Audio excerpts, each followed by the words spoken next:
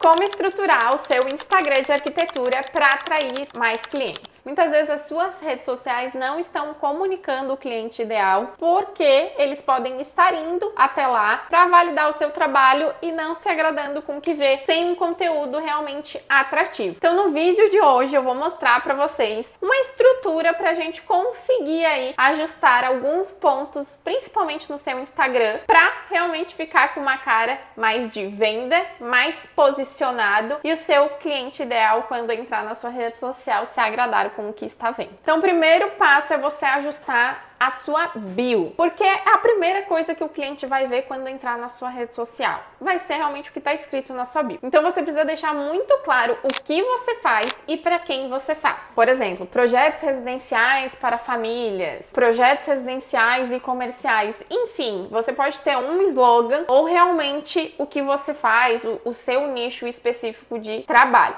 E para quem você faz? Para famílias que estão construindo o primeiro lar, para casal jovens, enfim, você pode escrever esse slogan ou realmente falar o que você faz e para quem você faz. Segundo passo, localização. Gente, é muito importante, às vezes a gente coloca ali só Brasil, Santa Catarina, mas fica muito abrangente. Se você não tem um escritório que atende online o Brasil todo, não tem um espaço realmente físico, aí beleza, aí tu vai falar que o que você faz são projetos online, para quem você faz, que é para todo o Brasil, e que realmente a sua localização vai ser Brasil como um todo. Mas se você tem um local fixo ou se você atende uma região muito específica, coloque a cidade de onde você é, porque isso importa para o seu cliente. O terceiro passo é você colocar a sua especialidade. Então, se você tem algo que você é especialista, ou reformas, interiores, gestão de obras, projetos comerciais, iluminação, qualquer coisa que você se especializou, coloca no seu perfil, porque isso traz autoridade para o que você vende. E por último, um link de chamada, mas gente, coloquem realmente um link que vá para algum lugar, que vá para um WhatsApp, que vá para um contato,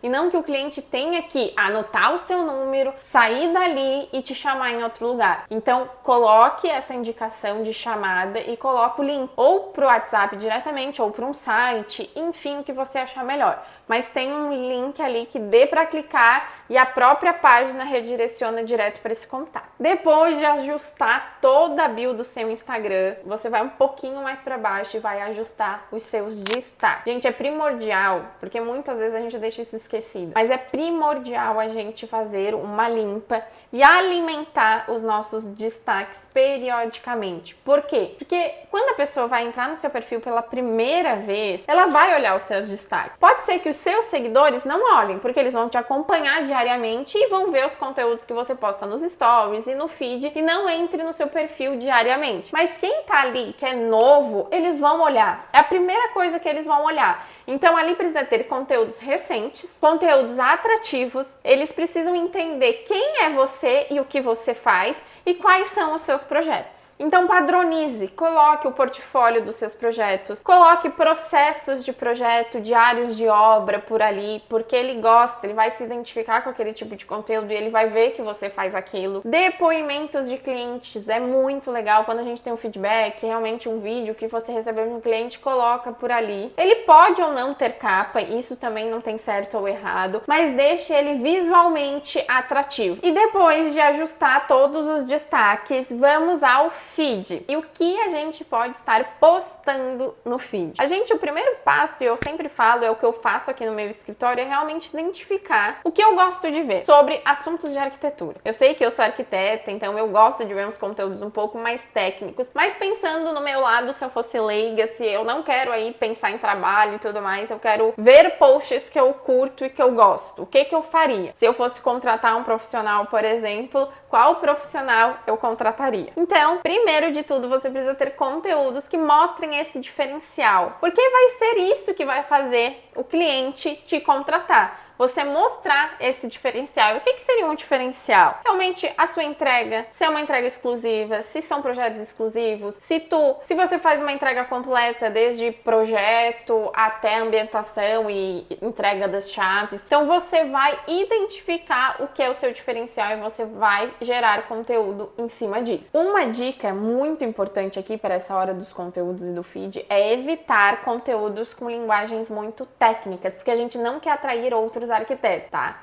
A gente quer atrair clientes finais. Mas já por outro lado, é muito interessante a gente vir com alguns conteúdos mais atrativos, de fácil linguagem, mas, por exemplo, por que contratar um arquiteto? Por que contratar um acompanhamento ou uma gestão de obras, por exemplo? O cliente ele precisa entender qual é o problema, qual que é a dor e o que você vai estar solucionando. E outra dica muito bacana aqui para o tipo de conteúdo é contar histórias de clientes reais que você já teve. Então, o tal do storytelling. O cliente ele vai se identificar e ele gosta de relatos, ele gosta de acompanhamento de obra. O que daqui a pouco o cliente, o fulano lá pediu, como que foi a obra dele, como que foi a conclusão, qual que foi a dor dele. Muitas vezes, quando a gente tem um enredo, uma história, o cliente se identifica e pode ser a mesma coisa do que ele está precisando, a mesma história dele. Então ele vai se identificar. O que não dá realmente pra gente fazer é apostar em um único formato. Aqui a gente vai estar para testar. Você precisa